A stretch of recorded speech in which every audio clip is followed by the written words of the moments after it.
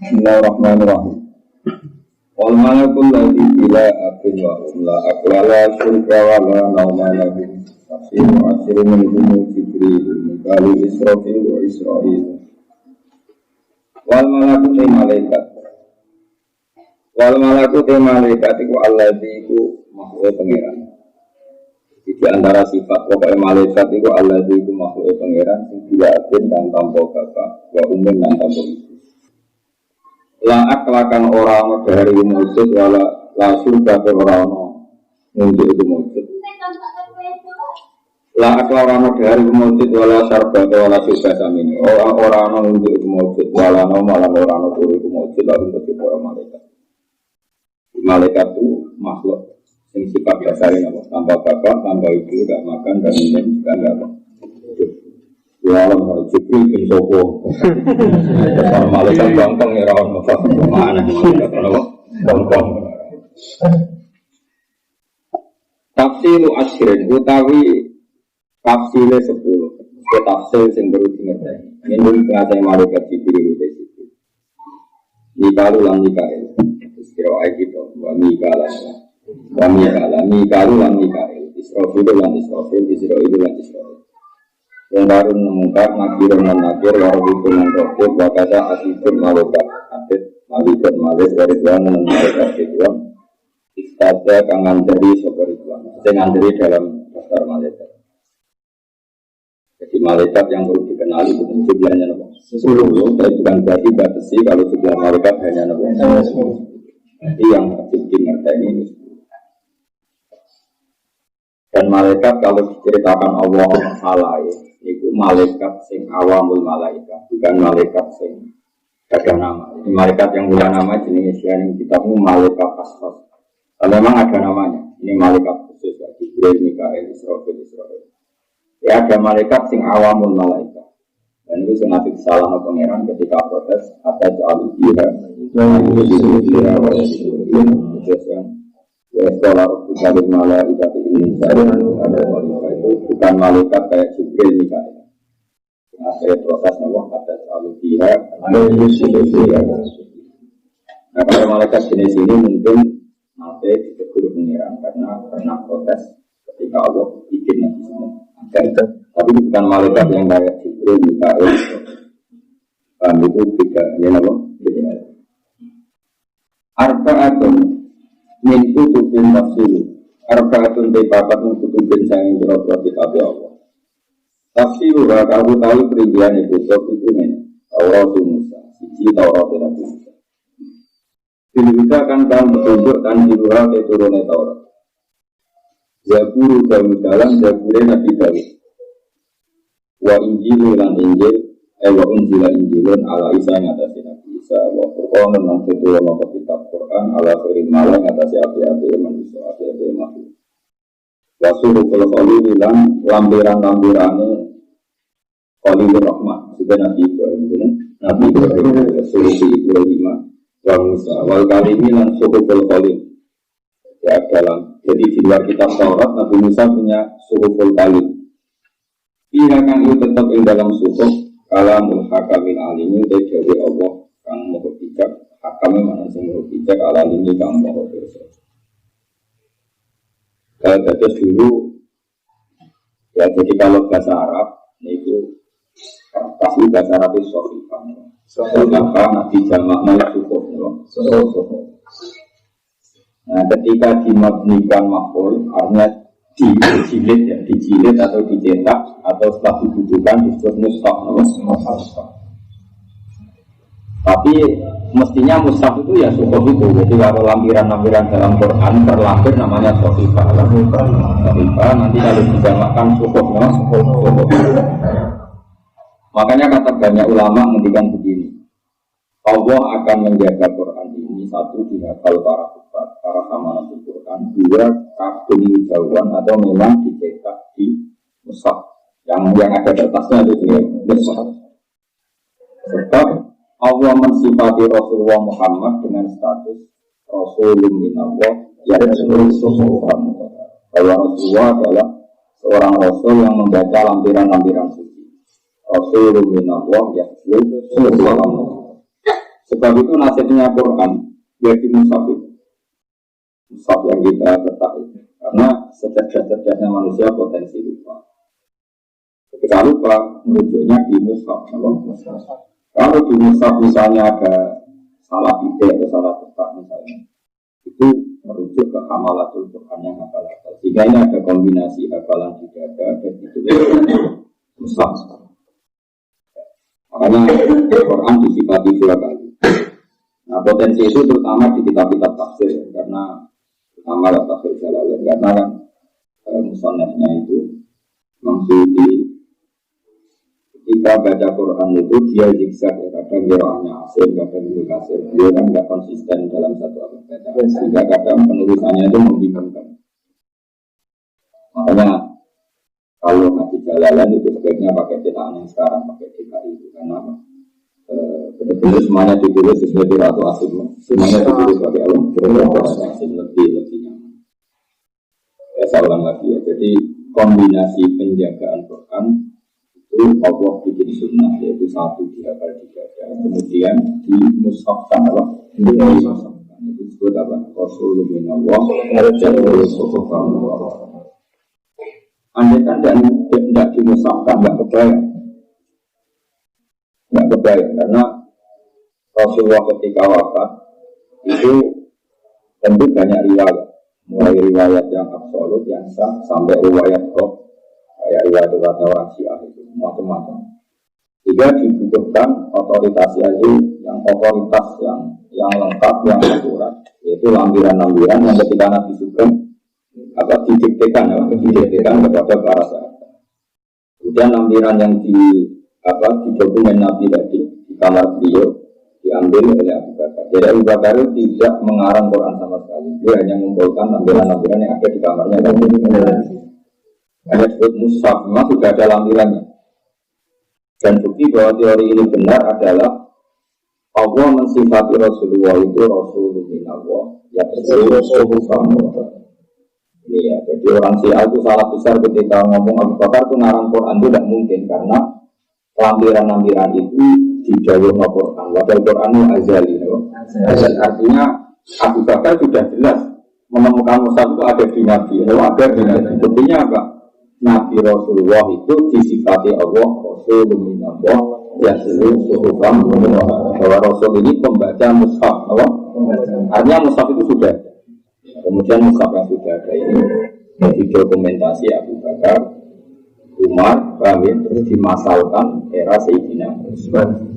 Karena Utsman yang berhasil memasalkan secara nasional, terus disebut Rasulullah Utsman. Ya sebetulnya yang mulai Abu Bakar, cuma jadi masif secara nasional itu era Sayyidina Utsman. Jadi jelas ya. Jadi mushaf itu zaman dari Nabi Muhammad Sallallahu Alaihi Wasallam. Abu Bakar hanya mengumpulkan, tidak ada intervensi sama sekali, tidak ada perubahan sama sekali. Ya, jelas karena Nabi disifati Allah sebagai Rasulullah minallah. Rasulullah itu siapa? Rasul yang membaca lembaran-lembaran suci. Tentu bacanya Nabi dengan kita. Kalau kita baca kan dari tidak tahu, kemudian baca jadi ingat. Kalau Nabi tidak, karena beliau tidak bisa baca kayak kita, tapi kita bisa. Jadi tidak baca kayak kita, karena beliau khusus ya umi, tapi bisa baca. Tapi itu kan kena tulisan. Rasa takut caranya beliau kira Nabi pesan. Orang itu kembali itu melarat caranya juga. Orang itu mikir orang juga kok takut. Jadi rasa takut orang minallah ya Rasulullah. Waktu lumatis kabeh ini perkara asalkan teko dihiban asalkan rawu dihiban masuk ke Rasulullah itu pakat sih. Waktu lumatis kabeh ini perkara asalkan rawu dihiban masuk ke Rasulullah pahatku mongkau tiga hari sanemah dorong terus adune itu atas ilmu kita merah kita rasa protes waktu kaburu dan bertompo apa saja yang Nabi membawa ajaran ke kita ya sudah kita taslim saja, kita terima, gak usah kakek ya sudah seperti imanuna biyaumin akhirin wajab 25 atabihi minal ajar. Imanuna utawi oleh iman kita, imanuna oleh iman kita biyaumin akhirin atau biyaumin akhirin sami. Kalau nazuman biyaumin akhirin, tapi mestinya itu ya mausuf sama sifat biyaumin Tapi kalau tadi mana imanna iman kita dia mengelan dino akhirnya kan akhir. Itu wajib pokok itu. Karena itu yang membedakan kita dengan komunis. Kalau orang komunis ngira mati ya selesai. Pembeda kita adalah kita tahu bahwa setelah mati ada hari akhir, maksudnya ada hari pembalasan. Bahwa hidup ini bukan yang terakhir. Iman kita dia mengelan dino akhirnya kan akhir. Wajib pokok itu. Waktu lima lan iman dan sekabiannya perkara. Waktu lima imanuna bikul lima. Jadi beriman atas yang diamin. Atas yang diamin. Waktu lima lan iman kita kawan opoai. Waktu lima lan iman kita kawan opoai. Karena kan ono opoma. Ihi diamin akhir. Minal ajeti sangin biro-biro barang singgawono. Minal ajeti sangin biro-biro barang singgawono. Jadi iman dengan hari akhir itu wajib dan juga harus imani sesuatu yang dahsyat, yang ajaib yang akan terjadi di hari akhir. Misalnya gini ya, ibu terang orang Islam itu dilatih logika yang absolut itu mesti. Jadi misalnya Allah menciptakan kalian semua sekarang jumlahnya miliaran, manusia sekarang kan jumlahnya miliaran. Itu dari satu gen yang bernama Nabi Adam. Berarti Nabi Adam satu orang, di punggungnya itu ada satu sperma atau gen, yang gen itu nanti akan menjadi orang bermiliar-miliar ila yaumin qiyamah. Artinya Allah punya kemampuan bikin manusia yang miliaran itu dari gen satu orang. Berarti kayak apa rujuk gen sing digone itu Adam. Nah kamu yang sekarang, yang kamu hidup sekarang, nah, anak turun ke depan nanti saya. Berarti di punggung kamu sekarang juga ada calon 1.000 orang. Ada calon 1.000. Itu betapa rumitnya kan? Maka artinya gini, kalau manusia bangkit lagi dari tanah, itu tidak serumit mani atau sperma yang kecil kemudian menjadi ribuan orang bahkan miliaran orang. Artinya itu menjadi kesaksian kita betapa Allah itu qadir, betapa Allah itu mampu, betapa Allah itu kuat. Kuasa Adam yang satu menyimpan gennya bermiliar-miliar orang ilayahum dan gen per orang itu desain khusus. Desain khusus ada yang berwatak madura, buatak macam-macam. Ada yang ganteng, kuasa yang buang itu kan milah-milahnya susahnya kayak apa. Dan Allah bisa. Nah dengan reputasi Allah yang seperti ini harusnya tidak mengagetkan ketika Allah disifati mampu membangkitkan orang dari kubur. Harusnya. Nah ini pikiran normal, apa? Pikiran normal. Nah yang tidak normal yang apa? Yang PKI, yang komunis, yang meragukan hari kebangkitan kita. Tapi orang komunis atau orang kafir Mekah zaman itu malah Muhammad itu aneh. Masa orang sudah jadi anak kemudian bisa bangkit lagi. Mereka malah bilang Muhammad yang aneh-aneh. Kata Allah, wa in ta'jab fa'ajakum qawlun ayyuhalladzina kunna dzakara inna lafi khalqin jadid. Yang aneh itu mereka. Allah yang punya reputasi seperti itu dibilang nggak mampu, itu otak yang aneh. Itu kan ibarat gini ya, ada teknologi Jepang bikin mobil itu canggih, bikin pesawat canggih. Kemudian setelah mobil itu hancur, terus kamu bilang gini, produsen mobil ini tidak bisa bikin mobil kayak gini lagi. Itu otak aneh apa enggak? Aneh kan? Mobil sejelimet itu punya kecepatan seperti itu, ada AC-nya, ada apa macam-macam lah. Kemudian dengan segala kecanggihan teknologi, setelah kecelakaan hancur, ada orang komentar. Ini produsennya nggak mungkin bisa bikin seperti ini lagi, aneh kan? Aneh kan? Sama manusia dengan segala kecanggihannya, matanya bisa melihat, urat-uratnya aneh, bisa ngelola apa saja. Kemudian setelah hancur ada orang komentar, pembuatnya ini nggak bisa bikin lagi, itu aneh kan? Nah, makanya kata Allah yang aneh itu mereka, bukan Islam yang aneh itu. Makanya komunis itu makhluk aneh, apa? Pengeran intikannya itu wa inta ajab. Jika sama-sama aneh, pasti aneh itu dianggap tidak benar. Justru aneh mereka. Karena apa? Menvonis produsen manusia, yaitu dalam hal ini Allah, tidak mampu menciptakan lagi dengan reputasi yang panjang. Terbukti bisa menciptakan. Karena di produsen mobil terbukti panjang bisa menciptakan canggih. Kemudian sekarang saat kamu komentar produsennya nggak bisa bikin itu kan aneh, apa? Banyak, tapi tadi malah orang komunis bilang kan tidak biru, ya yang aneh itu. Hanya caranya iman gimana? Caranya iman adalah terlatih terus Ya, beriman ngawati terus kudure Allah, apa?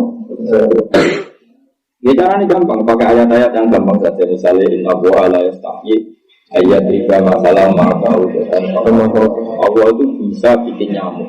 Kayak apa nyamuk itu kecilnya? Sudah kecil nyamuk itu ya punya telur. Terus kecilnya kayak apa? Terus punya jantung. Jantungnya seberapa kecil? Jantungnya punya urat. Lalu uratnya seberapa kecil? Kayak apa rumitnya bikinnya? Malah betul belai terus. Sebetulnya itu mitra angen-angen, loh. Itu Pak. Saya berkali-kali ngaji bilang kalau gajah itu cara manusia itu sok kuat itu jadi iso lah bayangnya dari gajah. Karena besar, jantungnya bikinnya besar, bikin ususnya besar. Misalnya kita disuruh mahat gajah itu lebih gampang karena dari batu yang besar kita aja udah kongai pahatan nyamuk. Lagi kami waktu kecil-kecil itu tidak pusing kan? Kalau usah gawe so bernyawa, pahatannya saja. Makanya Allah mengingatkan kita, sungguh kekuasaan saya itu terbukti saya bisa bikin nyamuk. Allah nggak pakai contoh gajah tapi nyamuk. Karena nyamuk tadi juga sekecil itu punya jantung, punya paru-paru, kemudian paru-parunya punya urat. Paham ya? Masih paru-parunya punya kuman, kuman itu yang makhluk hidup. Lebih kecil lagi, kumannya punya jantung, punya kecil lagi, punya urat. Paham ya? Lo kayak apa? Jadi kalau kamu baca inna wa la yastahi ayat riba masalam ma'raudukan sama kayak apa kekuatan mukjizat Quran. Jadi Allah membuat contoh kemampuannya itu bikinnya kayak apa? Dengan reputasi gaya nyamuk saja bisa. Masa mengembalikan manusia seperti semula setelah mati tidak bisa, tentu pasti bisa. Dengan reputasi seperti itu pasti bisa.